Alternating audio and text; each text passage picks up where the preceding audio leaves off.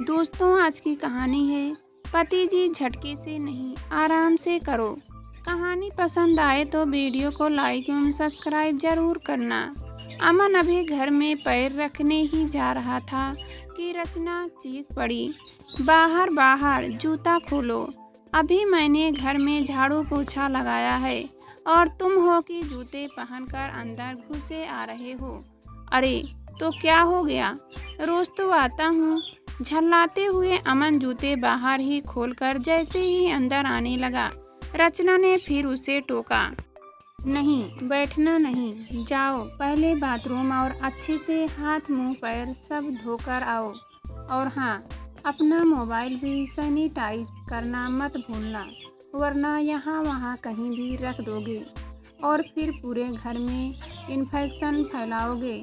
रचना की बात पर अमन ने उसे घूर कर देखा। हुक्म घूर तो ऐसे रहे हैं जैसे खा ही जाएंगे। एक तो इस कोरोना की वजह से बाई नहीं आ रही है, सोसाइटी वालों की तरफ से सख्त मनाही है, और ऊपर से इनकी नवाबी देखो, जैसे मैं इनके बाप की नौकर। ये नहीं होता जरा कि काम में मेरी हेल्प कर दे, नहीं उल्टे काम को और बढ़ाकर रख देते हैं।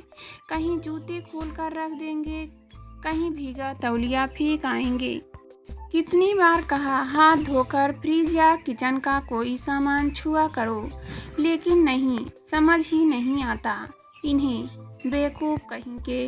अपने मन में ही भुनभुनाई रचना हूँ, बड़ी आई साफ सफाई पर लेक्चर देने वाली। समझती क्या है अपने आप को, जैसे इस घर की मालकिन यही हो। हाँ करूँगा, जैसा मेरा मन होगा करूँगा। अमन भन्नाता हुआ अपने कमरे में घुस गया और दरवाज़ा भिड़का दिया। वैसे गलती इन मर्दों की भी नहीं है, गलती है उन माँओं की जो बेटियों को तो सारी शिक्षा संस्कार दे डालती हैं, पर अपने बेटे को कुछ नहीं सिखाती, क्योंकि उन्हें तो कोई ज़रूरत ही नहीं है ना सीखने की। बीवी तो मिल ही जाएगी बनाकर खिलाने वाली। अमन को भुनभुनाते देख वह भी चुप नहीं रह पाई और बोल दिया जो मन में आया। बहुत गुस्सा आ रहा था उसे आज। कहा था अमन से लॉकडाउन की वजह से बाई कुछ दिन काम पर नहीं आएगी, तो वह उसकी मदद कर दिया करे काम में, क्योंकि उसे और भी काम होते हैं। ऊपर से अभी ऑफिस का काम भी उसे घर से करना पड़ रहा है, तो समय नहीं मिल पाता है। लेकिन अमन ने तुम्हारा काम है तुम जानो, मुझसे नहीं होगा कहकर बात वहीं ख़त्म कर दी। तो गुस्सा तो आएगा ही ना। क्या वह अकेली रहती है इस घर में, जो सारे कामों की जिम्मेदारी उसकी ही है। आखिर वह भी तो नौकरी करती है बाहर जाकर। यह बात अमन क्यों नहीं समझता। खाना खाते समय भी दोनों में घर के काम को लेकर बहस शुरू हो गई। रचना ने सिर्फ इतना कहा कि घर के कुछ सामान लाने थे, अगर वह ले आता तो अच्छा होता। वह गई थी दुकान राशन का सामान लाने, पर वहाँ बड़ी लंबी लाइनें लगी थी, इसलिए वापस चली आई। तो वापस क्यों आ गई? क्या जरा देर खड़ी रहकर सामान खरीद नहीं सकती थी, जो बार बार मुझे फ़ोन करके परेशान कर रही थी। एक तो मुझे इस लॉकडाउन में भी बैंक जाना पड़ रहा है, ऊपर से तुम चाहती हो कि मैं घर के काम में भी तुम्हारी मदद कर दूं। नहीं हो सकता है। चिढ़ते हुए अमन बोला।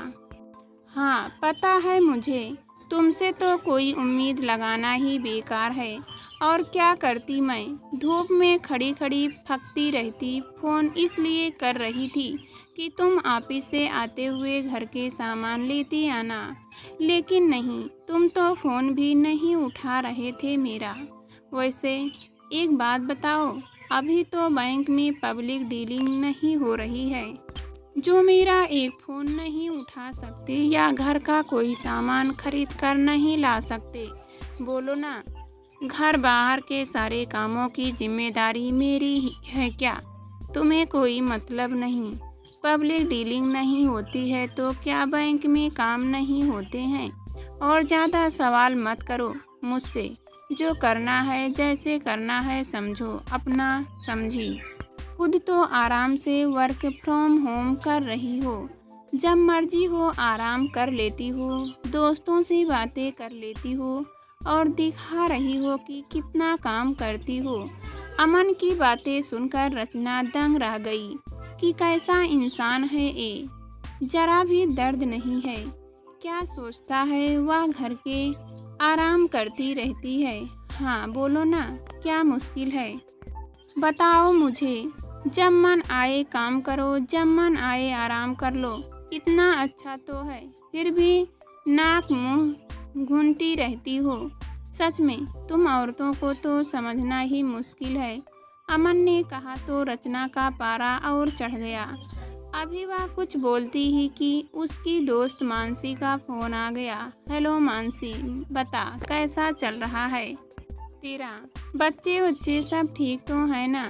लेकिन मानसी बताने लगी कि बहुत मुश्किल हो रहा है, घर बच्चे और ऑफिस का काम संभालना। क्या करें कुछ समझ नहीं आ रहा है। कोई चिंता मत कर, चलने दे जैसा चल रहा है। क्या कर सकती है तू, लेकिन बच्चे और अपने स्वास्थ्य का ध्यान रख, वह जरूरी है। अभी थोड़ी देर और मानसी से बात कर रचना ने फोन रख दिया। फिर किचन का सारा काम समेटकर अपने टेबल पर जाकर बैठ गई।